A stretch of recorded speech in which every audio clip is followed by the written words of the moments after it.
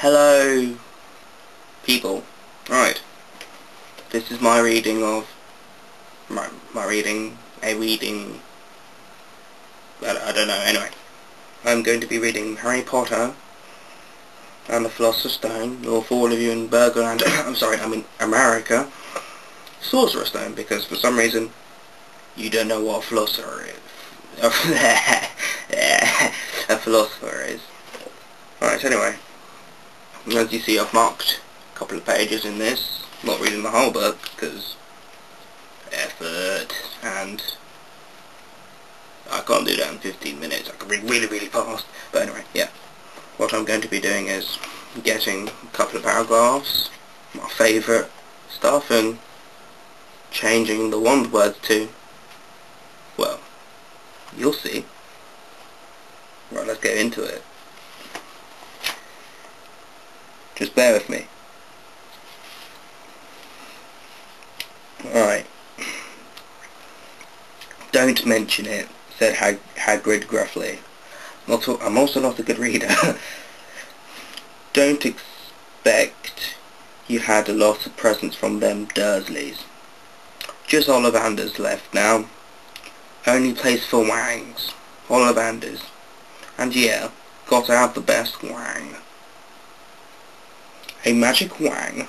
This was what Harry had been really looking forward to. The last shop was narrow and shabby. Peeling gold letters over the door read, Ollivanders, makers of fine Wangs since 302 BC. 382 BC. Whoops. A single Wang lay on the faded purple cushion in a dusty window. See? Yeah. Next bit on this page is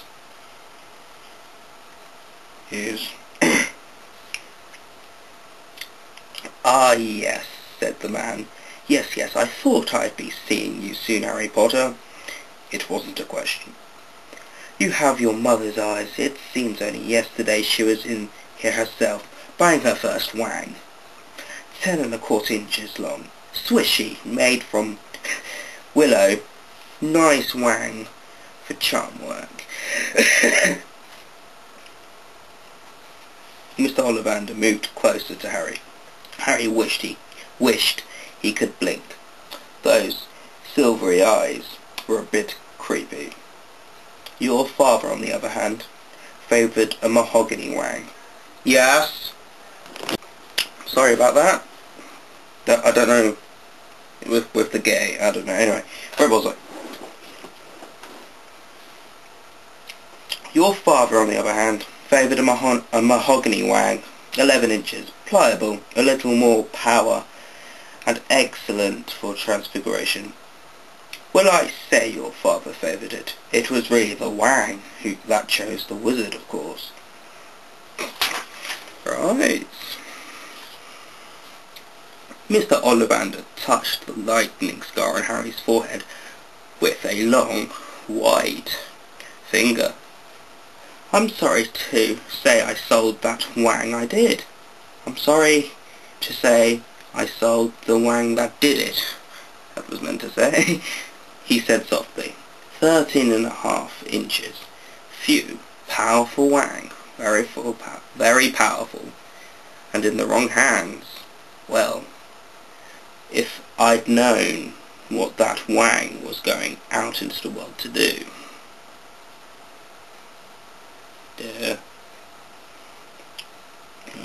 Rubius Hagrid. How nice to see you again. Oak, 16 inches, rather bendy, wasn't it?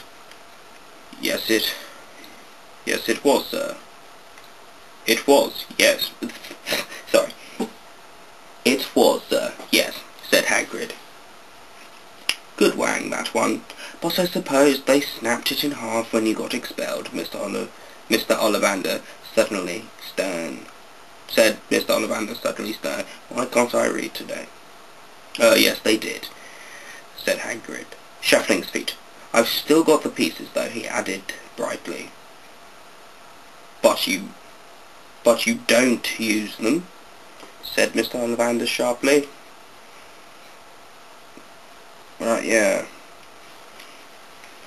Well now, Mr. Potter, let's see, he pulled out a long tape measure with silver markings out of his pocket. Which is your wang arm? Well, I'm right-handed.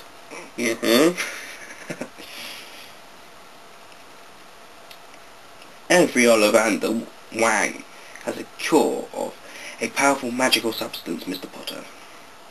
We use unicorn hairs, phoenix tail feathers, and the heartstrings of dragons. No two Ollivander wangs are the same, just as no two unicorns, dragons, or phoenixes are quite the same.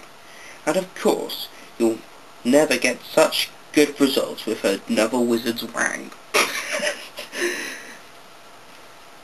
Right.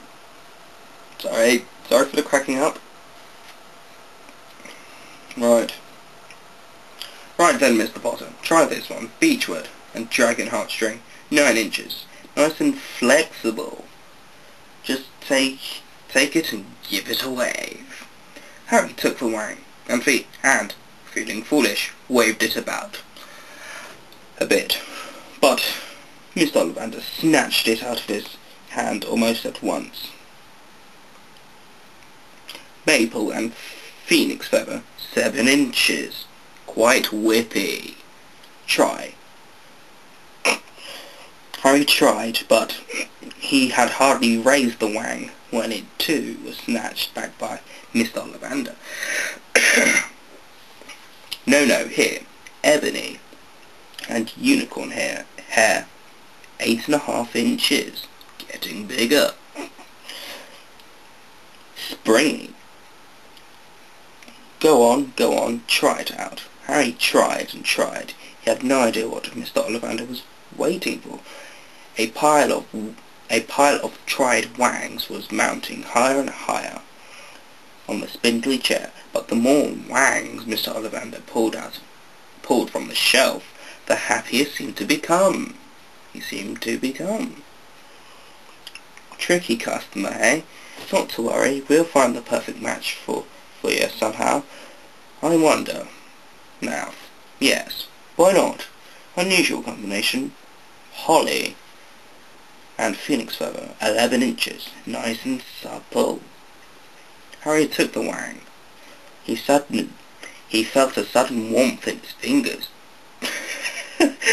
He raised the wang above his head, brought it swishing down through the dusty air, and a stream of red and gold sparks shot out from the end like fireworks. Wait.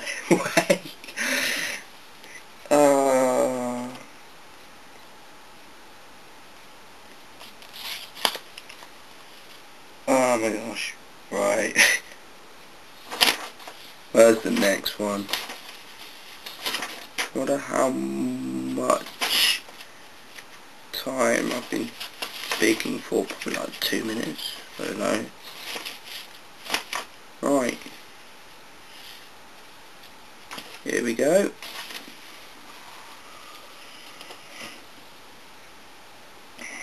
It's really far down the page. There we go. Seamus got so impatient. Seamus. No, anyway. Got so impatient that he prodded it with his wang and set fire to it. Harry had to put it out with his hand. Wasn't that good? You're saying it wrong, Harry heard Hermione snap. It's Wingardium Leviosa. Yes, I've seen the movie. Make the gar nice and long. You do it then if you're so clever, Ron snarled. Hermione rolled up her sleeves of her gown, flicked her wang, and said Wingardium Leviosa. That was also crap. What are good lines? Sorry, people.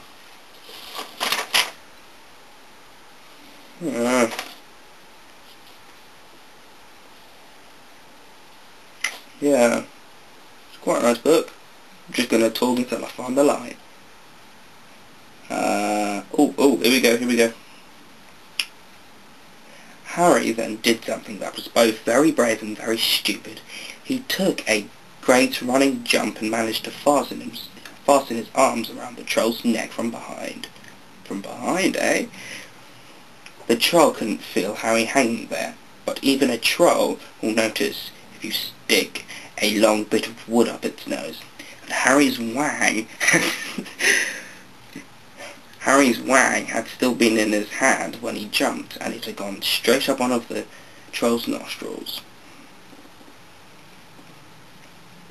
Hermione had sunk to the floor in fright. Ron pulled out his own wang, not knowing what he was going to do. He heard himself cry the first spell which came into his head.